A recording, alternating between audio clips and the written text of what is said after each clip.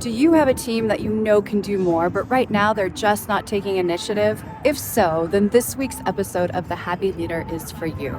In it, I'm going to talk about Vanessa, a new manager at Amazon with a take charge style. I'll talk to you about the leadership style that she embodied to really move her team from asking for specific help and feedback to taking the initiative so she could be freed up to do more strategic work.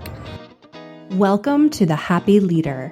I'm Amy Sanchez, executive coach to some of the most innovative leaders and teams in Silicon Valley.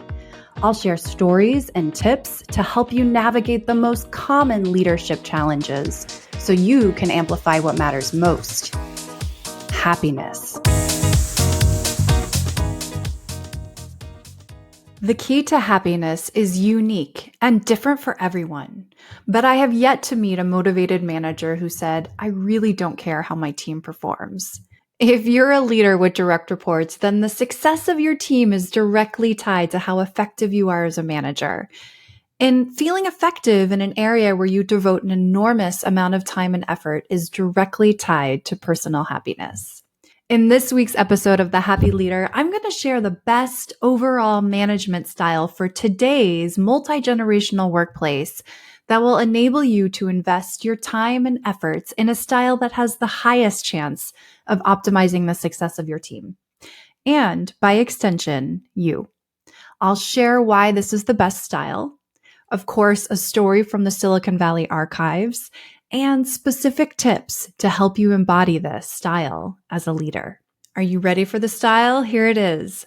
Transformational leadership. Transformational leadership is considered by most modern leadership experts as the best style to motivate an educated and driven team in today's multi-generational workplace. You may have heard me refer to this style in the past episode. The reason transformational leadership is considered the best style today is because it allows the leader to get the best they can from their team without having to be in the center of all decisions, big and small. This is a complaint I hear from leaders a lot, is that they are constantly pulled into the middle of all decisions and they rarely have any time to get their strategic work done. Transformational leadership is going to help you with that. Also, from the direct reports perspective, it's a style of support that starts with the assumption that you are capable, you are trusted, and you add value. These are the raw ingredients of successful human motivation. Let's talk more about where transformational leadership comes from and how it's proven to work. This style comes from a biographer named James Burns, who studied political leaders in the 70s. He spent an enormous amount of time studying mainly politicians and trying to identify what worked for them, what made them engaging, what made them effective. In 2018, the style of leadership was tested. The results were published in Frontiers in Psychology. Here's what that study found. It found that leaders who modeled transformational leadership saw a significant increase in employee job satisfaction, organizational commitment, and proactive behavior. When you model the transformational leadership approach, you're going to see less turnover, higher commitment, and greater initiative from your direct reports. In short, transformational leadership is the best leadership style that ladders directly to how to motivate humans in a way that will lead to positive outcomes.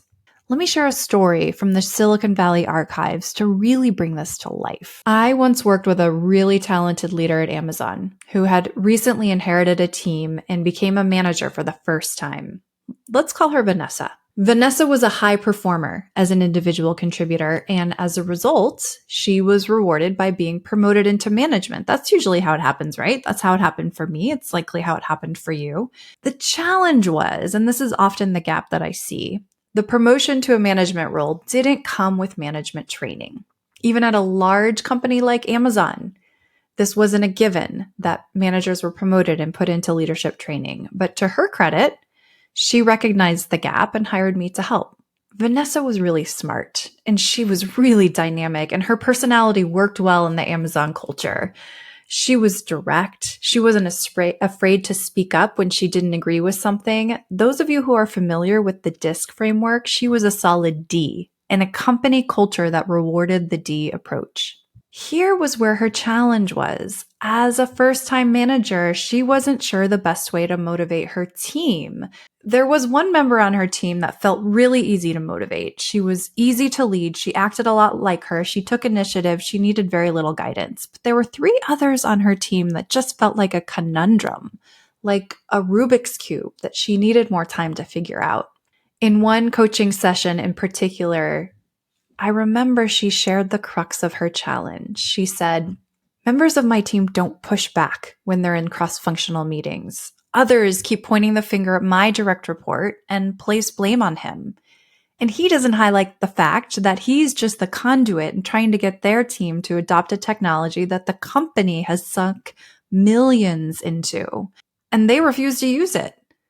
The problem is inaction and lack of accepting change on their part. Not that my direct report hasn't provided enough resources to help. I could have filled a closet with everything that he's created." Does that sound familiar? Understandably, she needed a way to help these team members become more confident and vocal in those meetings, both to minimize the amount of time she needed to get involved, but also to help them gain a stronger reputation so she could position them for promotion and help them advance in their careers. The problem was she didn't know how to teach them to become more vocal. This was something that came so naturally to her. It was really hard for her to step back and unpack how to get where she already was so natural at getting to. We use the transformational leadership framework, and I started by having her define who she wanted to be as a leader. What values were most important for her team and herself to model? We also talked about her default thoughts and feelings about the team. In order to help them move the needle, she first needed to trust that they could.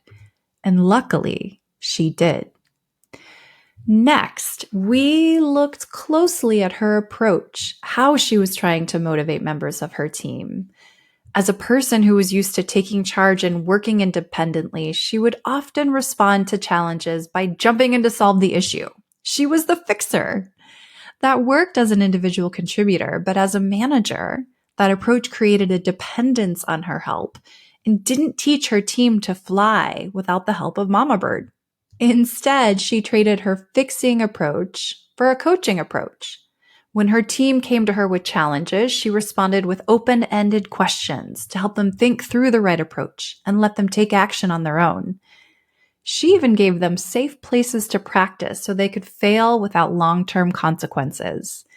This safe failing helped them learn on their own and start to gain confidence when things did go right. Here's the third thing that Vanessa and I worked on. She created a safe space for the team to come together and brainstorm, build trust, and she encouraged them to challenge each other's ideas.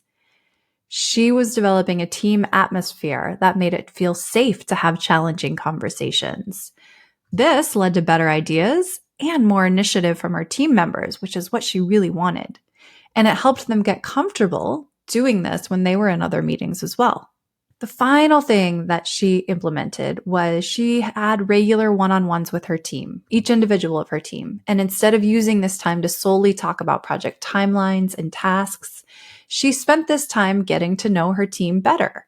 What motivated them and where did they want to go in their career? She listened as much as she spoke in those meetings. And in the past, her tendency was to lead and dominate those conversations. The result of all 4 of these new techniques was that she started to see more quiet members on her team slowly come out of their shell. They started to speak up in meetings. They highlighted potential challenges before they came to a head and generally started to increase their level of engagement. Vanessa had gained new confidence as a leader, and now she had a playbook to apply to future teams. Whether you're trying to improve your leadership capabilities, or if you have someone on your team who could use the help, or a group of people, perhaps, who need to become better managers, there are 4 specific things to pay attention to adopt a transformational leadership style. Number 1, idealized influence. Number 2, individualized consideration. Number 3, intellectual stimulation. And number 4, inspirational motivation. Now, that's a lot of I words. Let's break this down. Idealized influence.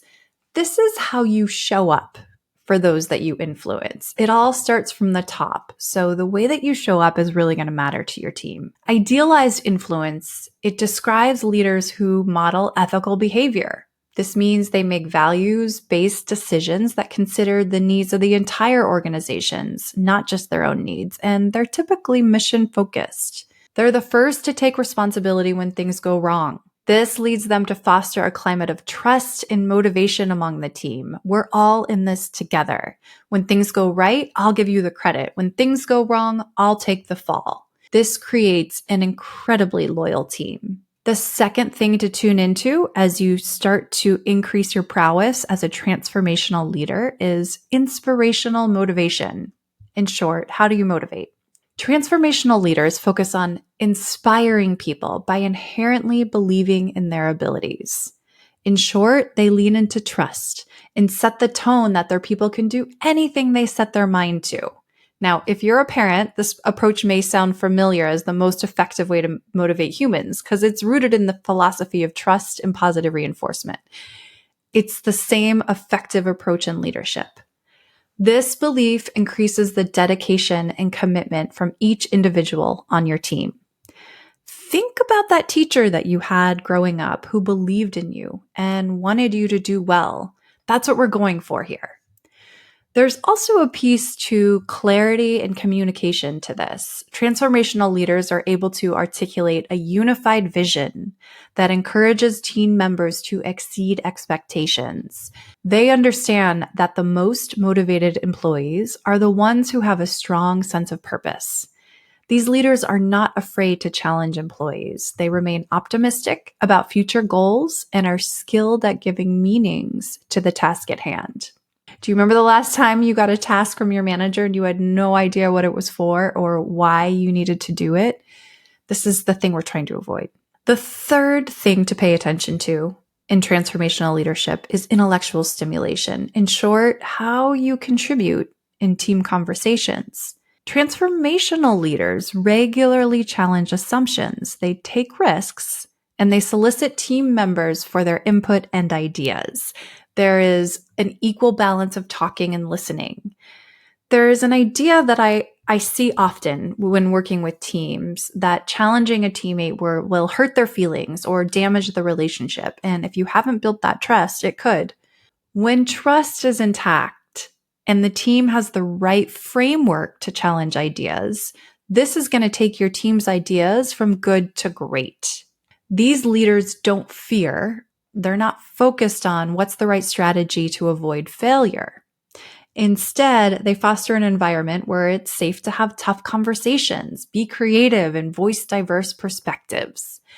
When creating this environment, it's really important that the leader doesn't criticize the thoughts or opinions of team members.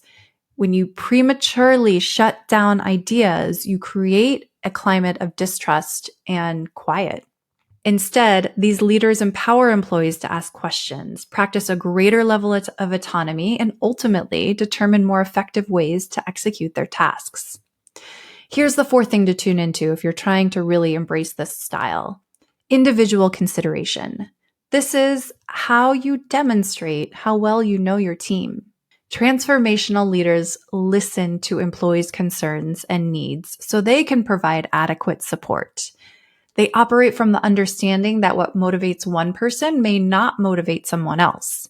As a result, they're able to adopt their management styles to accommodate various individuals on the team. The main skills that shine here include listening, understanding, and emotional intelligence.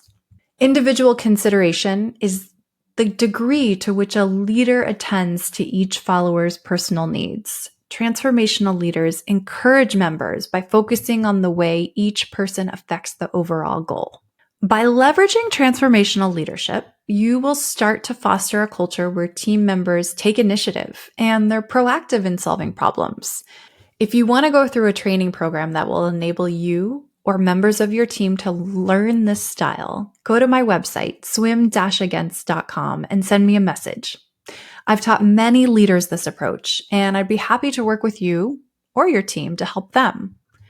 When you embrace the transformational leadership style, you start to get more things off your plate, enabling you to be more strategic and ensure the things that you're adding to your plate are really those items that are going to set you up for success personally and professionally moving forward. This is another way to increase your happiness as a leader. One note before we close this out. If your team is not capable, you do not trust them, and they do not add value, then there's something else going on here that you'll need to address. We will cover that in future episodes. But if you've got the right people on the bench, lean into transformational leadership to enable you and your team to shine. Thanks for listening to The Happy Leader. If you would like more information about me, Amy Sanchez, and our executive coaching and team leadership services at Swim Against the Current, visit swim-against.com. And if you liked this podcast, help others who could use the support find it by giving us a rating. Until next time, life is short. Stay happy.